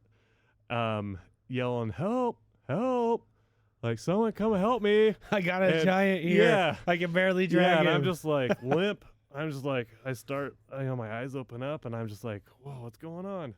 And then my wife is, freaking out because she saw, in her eyes, she saw the door fling open, and then the doctor just grabbed me through the dirt by my armpits, like struggling to pull me. So this is your first ultra marathon experience, and it was, and you continue. Yep, it was, and it's a testament that your wife is a true trooper. She is a trooper, because that I would have called it sort of. Oh yeah, and I even had blood coming down my face. Yeah, because you probably when you passed out. Yeah, when I passed out, apparently I hit my head on the urinal, just kind of, somewhere, and it split open like a little goose egg. So the doctor walked you to there, said, hey, you got to do the rest. So you went pee, and then all you were trying to do is flush, and that was too much. I totally blacked out. That was too much. We should have went with the no flush. If it's yellow, let it mellow. That's right. If it's brown, say nothing. Yeah. Right. Hey, while we're doing potty talk, does number 2 happen while running hundreds of miles and all this crazy lifestyles, or does our body just sort of shut that off and you just all run? Oh, there's nothing. No, just kidding. No, it definitely happens out there. Okay. And, just primal state. You just find a spot, kick open a hole, do your business. And, I usually run with the little toilet paper wads that I make in like a little Ziploc bag or something. Okay. So you use that. Or there's been plenty of times where I don't have that, and you find the biggest leaves you can find. Make sure it's not poison oak. Or pine needles, up in Tahoe. Those are. Yeah. Yikes. Pay attention to what the leaves look like, because that's happened before, and it doesn't feel very good. But, usually you can scrounge around and find some bigger stuff. Or if you have to, you've always just grabbed a handful of weeds sticking up that aren't thorny and just kind of fold them over and make your own little TP. Yeah. Nature's TP. You got to do what you got to do. And I respect that, because at the end of the day, nothing is coming in the way of whatever that goal is. Oh, nothing. So I have a guy for you. I want to see if you know him. Do you know a guy named Don Freeman? Name's familiar. I'm trying to remember who it is, though. So he is just a friend of a friend's. And he actually was our team doctor on our football team. Okay. But he runs a big endurance running podcast. And also, he's just been, in around in my life for a period of time. Mm-hmm. And he's just a big ultra marathon runner. And so I wasn't sure if you knew him because I think he's decently well known in the community around here. Yeah. The name's familiar. And I'm sure I would recognize him if I see him. The community is pretty tight knit. Although I'd say, I have to say, recently I did a 5-year stint where I didn't do any races just because life got too busy. But I'm working my way back in. I don't have the current physique that I used to, but I'm on that journey to get back. So the last 5 years, I've kind of fallen out a little bit of following ultra running, and I know it's just exploded since when I first started. So there are a lot of people out there that are in it. That the name's familiar because it isn't a huge community. It's getting bigger, but it's still pretty tight knit, especially in the area. Eric, who did you say earlier? Because I was writing down these names. Mark Stantz is a local guy that you do train with. Mark Lance. Lance, there you go. Yep. And then what was the second person? Eric Skadden. Oh, okay. ERIK SKADEN. All right, cool. Yeah, so those are the two guys that we just go pound ourselves to pulps running. Yeah. You know what? I think that's great because at the end of the day, you have to be ready. Mm-hmm. You can't go do something like this and not be ready. No. And like you said, it's 90% hard work and 10% mental in the training, and then day of it's 90% mental, 10% training. It is. And being ready for that challenge, like you said, you know it's going to go sideways, and that's almost exciting. It sounds like to a certain extent. Now, our buddy Aaron, who came on the podcast, he's the taxidermist, big time hunter, and one of our friends who's a fire captain bought him a marathon entry for his 50th birthday. Oh, neat! And he said exactly what you just said. He goes, I'm not training for the marathon. And he's a CrossFitter, and he's a very good CrossFitter. He's, I think he's in his high 40s, low 50s. I don't know his exact age. He looked at me when I said, "Hey, man, nice work on the completing the marathon." I was like, "So how'd you train for it?" He's like, "I didn't." He goes, "I just showed up with the attitude that I was going to get it done." And I got it done. Yeah. And I thought to myself after listening, you said 90% mental, day of.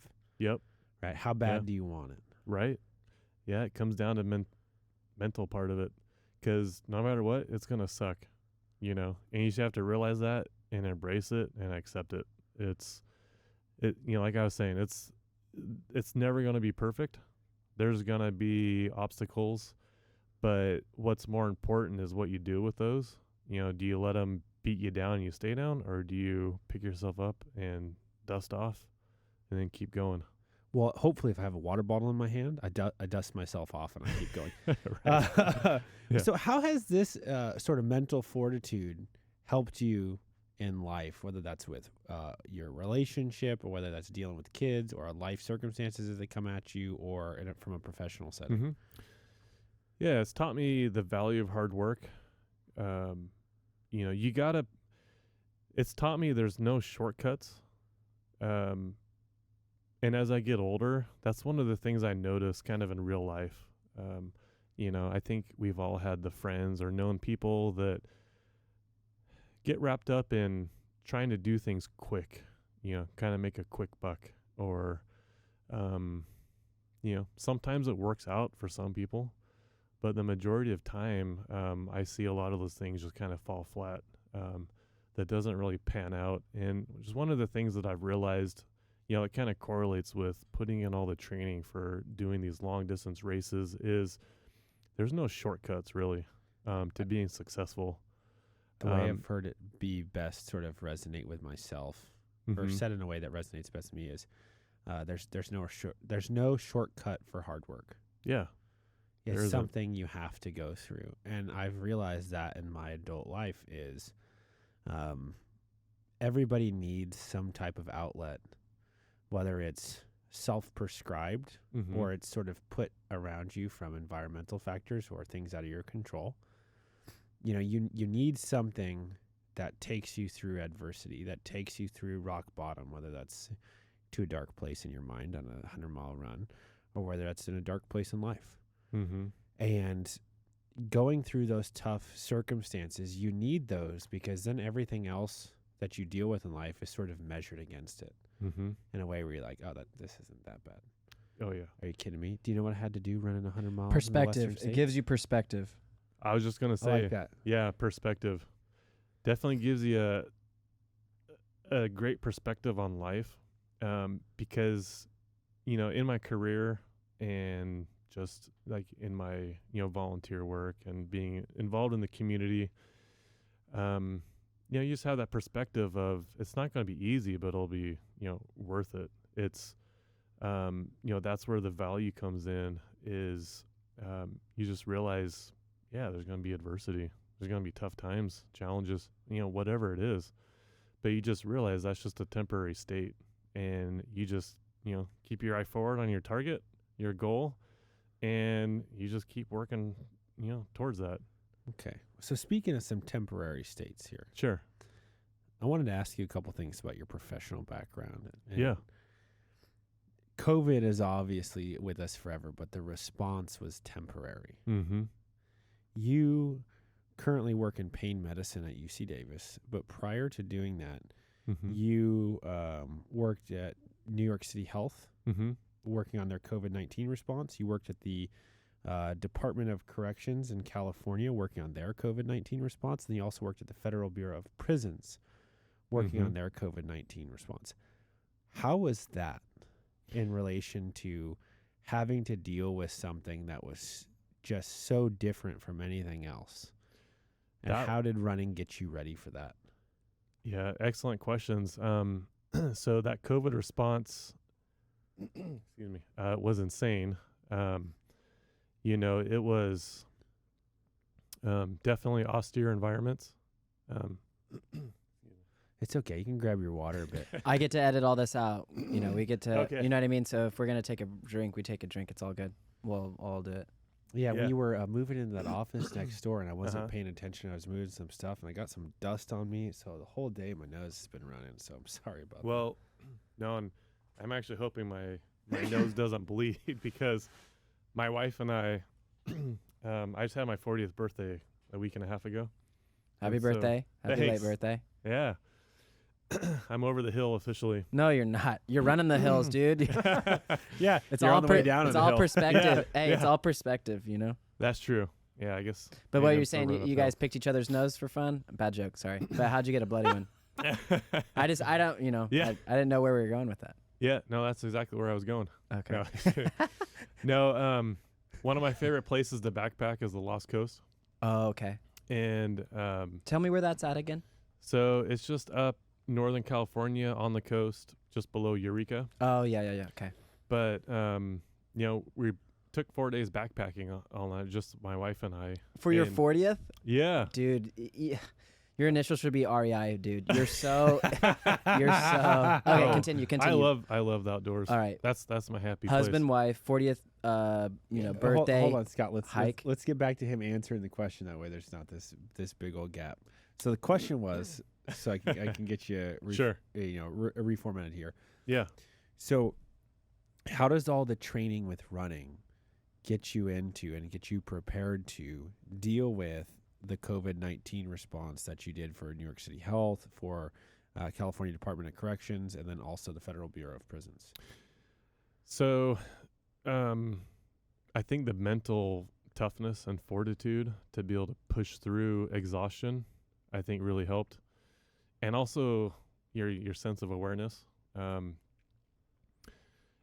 When I went and did the COVID response, it was first in the Federal Bureau of Prisons. I was in charge of setting up and running a COVID acute care facility, 24/7, healthcare within a prison. And so I was the main one in charge of running the operations of it. So I had a lot of clinicians that we've flown in from around the country. And so it was my responsibility to, set it up and make it run and, take care of any issues that came up. And so, we had 2 shifts, 12-hour shifts, 7 in the morning to 7 at night, and then 7 at night to 7 in the morning. So, and in my job description, the contract I took was literally I'm 24/7. So, as you can imagine, there was stuff happening all the time. Man, it was exhausting, tiring work, and especially building the healthcare facility within the prison.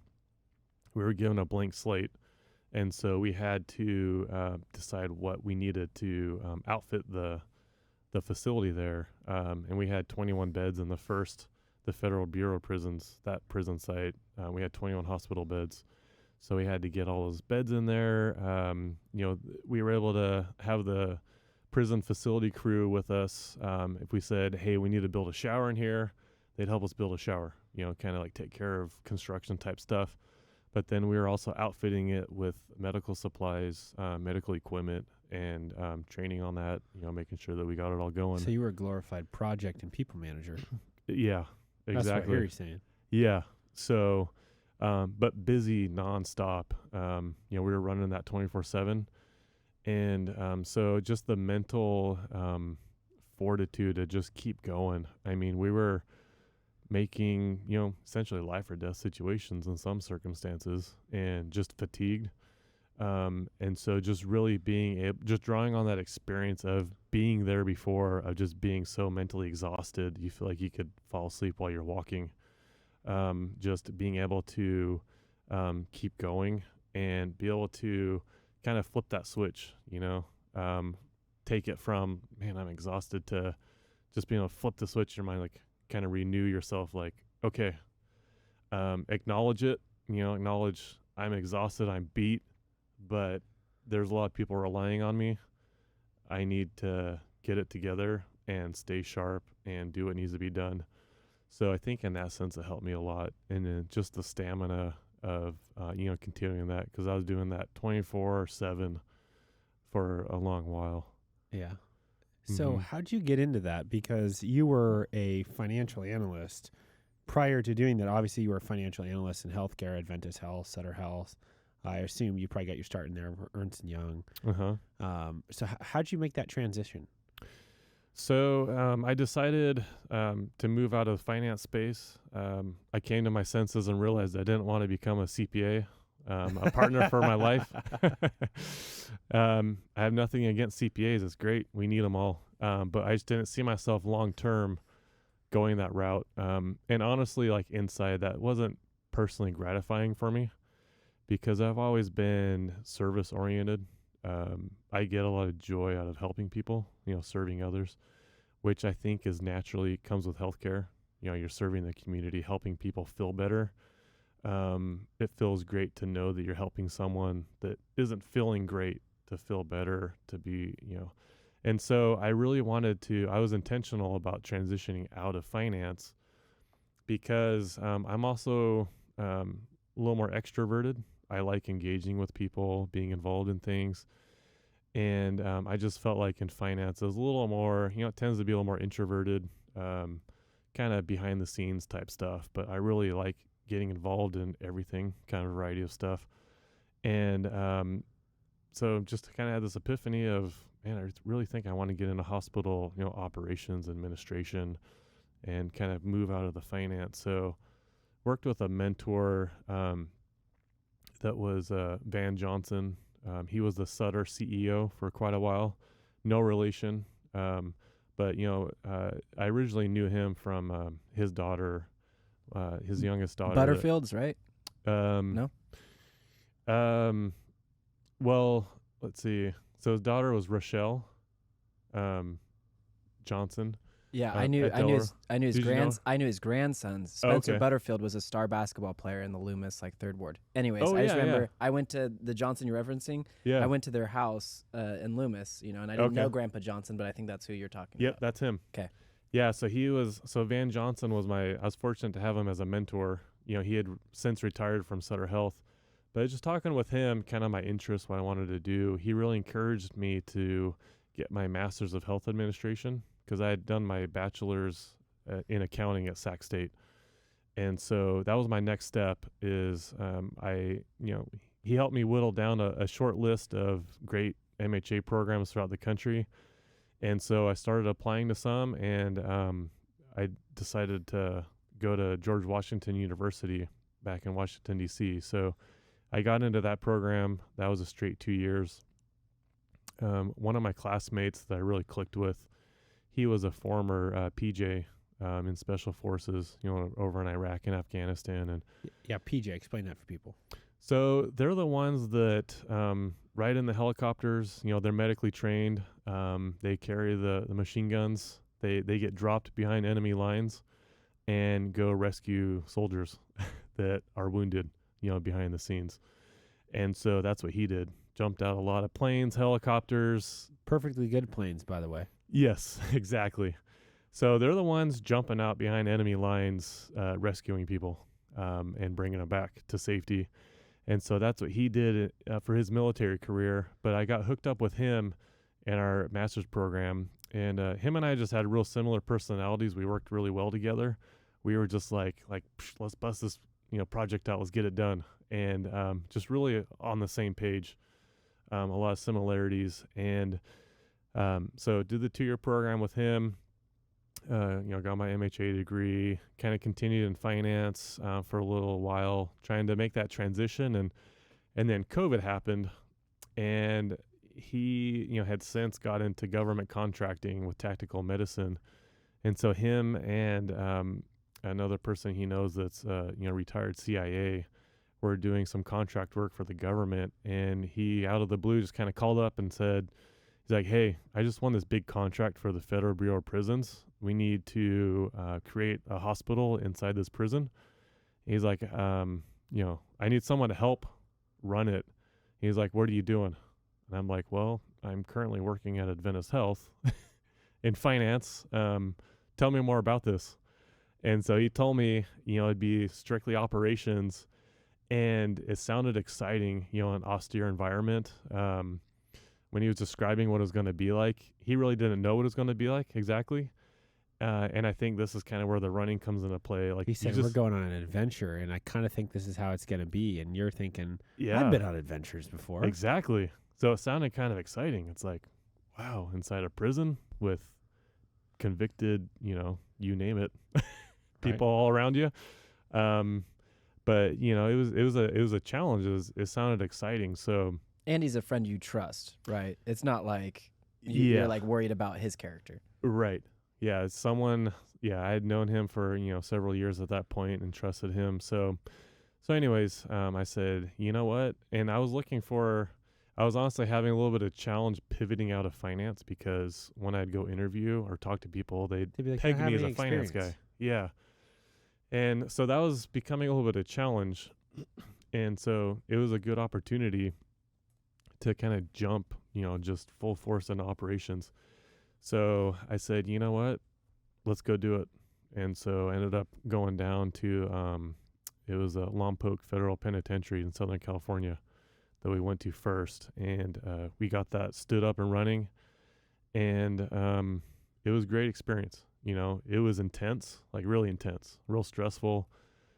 And, not only for me and him, but also the rest of the team that were working down there. But, we figured out there wasn't really a playbook at all for how to combat a pandemic inside a prison. Because as we all know, there hadn't been anything like that, in modern history. So we kind of wrote the playbook. We dialed in a really good model for how to fight COVID within a prison system. And then that's, what, after a couple of months of that, that's what brought in the state of California. Out of the blue, the governor's office contacted us and said, hey, we've heard about what you guys are doing down there at that prison. We're having a huge issue at San Quentin. Do you think you guys can come and meet with us and kind of talk with us about what you're doing? And we can share with you what we're doing. They weren't having great success. I think at that point they had already had like 18 deaths for inmates and whatnot. So the governor had a huge black eye, just publicity nightmare going on. They just didn't have a good handle on it. So we're like, yep, we'll show up tomorrow morning. we'll meet with you guys. So we drove up to San Quentin and, put a suit and tie on, met with the warden, met with like 5 other government agencies. We just had everybody in the room, learned what they were all doing. And it was one of those things where it seemed like they just, you had 5 different agencies just having a hard time working together. And it's like, oh, I have this idea, let's do this, competing ideas and really trying to get them all on the same page. I think that what we were able to do is just come in there, since we already had a couple months experience of, figuring out a model that worked well. We're able to share with them what we had learned and what we had set up. So we were able to come into San Quentin and just be like, kind of listen to what they were saying, what they had tried, what they were doing. And the warden walked us around, took us through death row. And since we had suit and ties on, they all yelled at us and threatened our lives, literally. Got a good concept of what they were trying and what wasn't working. And then we were able to point out, okay, we don't recommend you do that anymore. We recommend you do this, add this, do this, don't do that. And really, just we're able to outline something that would work for them. And they said, great, when are you guys when can you guys start? So within that next week, I left that other prison we were at, handed it off to someone else to keep running, and then I went up there and got San Quentin up and running, with a hospital facility inside the prison walls. So Eric, tell me about your hospital administration experience now. Well, I've set up a hospital in 3 different prisons. Yeah. Personally saved the Federal Bureau of Prisons from being a poster child of what not to do. Right. And then was brought in to fix somebody else's nonsense, right? Yeah. Oh, and did I mention I did this in an environment full of dangerous and violent criminals? Yeah. It's like, okay. Yeah. So you're Wasn't hired. too bad. And so that's how you got your current gig of where you're at, correct? Yeah. So did the prisons, and then went over and with the second wave of COVID, found myself in New York City with New York Health and Hospital. They were doing a program of isolation hotels, so it was people that weren't as sick as what we were taking care of in the prison, where they didn't need to be hospitalized, like with they weren't in intensive care or anything, just minor COVID positive with minor medical. Needed a minor medical intervention at that point. So helped with that for about 5 months. In Manhattan, my facility was a hotel, abandoned hotel, near Times Square that we took over, and we had about 300 beds in there that we kept full. I mean, there's a huge need for it. So ran that 24/7. And then after that, it's like, okay, this is great, great experience, but really need to get home. And this is the middle of 2021, so that kind of wound down in that June. And then came home. Unfortunately, it was really rough. My wife and son, didn't see them for a while, and so that was a rough time for us. It was rough for a lot of people, but so grateful to be home, and decided, okay, I need to really find something here. Because by that point, the ironic thing with the whole pandemic is financially, a lot of these healthcare systems had to let go employees. They had to cut costs. And as you know, the biggest expense for any company is payroll.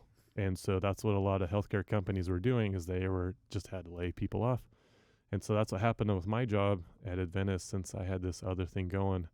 So came home with no job, and started interviewing around, and UC Davis was hiring. So just threw my hat in the ring there, and here you are. Yeah. So I got hired on as the division practice manager for pain medicine at UC Davis Health here in Sacramento, and I'm just ecstatic about it. It's been a great experience. Been there since December of 2021. Been able to incorporate a lot of changes. And it's a growing service. As you know, there's a opioid epidemic out there in society. One of our clients at 3 Ventures, they run a very large nonprofit that provides services and information to families or people who have addictions. And we get a link for the opioid or the Opioid Awareness Week on the homepage of Google. So I'm intimately familiar and aware with that. Oh, that's great. Or of that, I should say. Yeah. So yeah, very, very much so needing some creative solutions. And I bet you'd be able to bring some of the background and experience that you have with other healthy habits that you've brought into your life as maybe a thread that you get to stitch into some of those policies and decisions. Mm-hmm. Because, just I think relying on the pharmaceuticals and having their interest be so tied to what it is that they push, it's maybe got to have a thread of overall like physical wellness and environmental wellness into that, I could imagine. Mm-hmm. Right. So it seems like it'd be a very good fit for you. Yeah. No, it's been great. And then, it's definitely a growing sector. So just helping navigate the growth of it, and also moving in. We're fortunate to have a new space that we were able to move our clinic into. So just, I guess, kind of my trial by fire, kind of setting up operations and whatnot. Some of that experience has been great for helping us move into the new space and so forth. And one of the things that really sets us apart to our group down there is, out there, as a lot of pain is treated by just, let's throw some pills and medicine at it. We don't prescribe anything in our pain medicine division like that, in that way. So it's all interventional stuff where we really do a lot of procedures to address what's causing the pain by nerve ablations, spinal cord stimulators, and just a lot of interventional therapies to get people off of medications. That is so awesome. I think this is probably a good place to wrap it up. I would love to, if you ever have some time in the future, have you come back on and we could touch on what you're doing at UC Davis, specifically with their pain management practice. I'd like to talk about that in depth because there's a couple topics that we talk about here. Obviously, technology, finance, health and fitness, right? And then there's a couple other ones, but those are generally the main ones. We've really sort of hit on the health and fitness. Mm-hmm. And I really think the health side of that we could go into a little bit deeper with the pain management, because we do have a lot of people who listen who are very active, who are very involved in sort of non-traditional sports, whether that's CrossFit or powerlifting or doing what you're doing, or like long distance bike racing, stuff like that. Mm-hmm. It would be really good to talk about some of those pain practices, because there's so many people out there who are in that same boat. Like, hey, I don't want to take a pill. A pill's not going to solve the problem. Root cause analysis. Yes. Let's get to that. I feel like that would be a wonderful topic to have you back on in a future date with.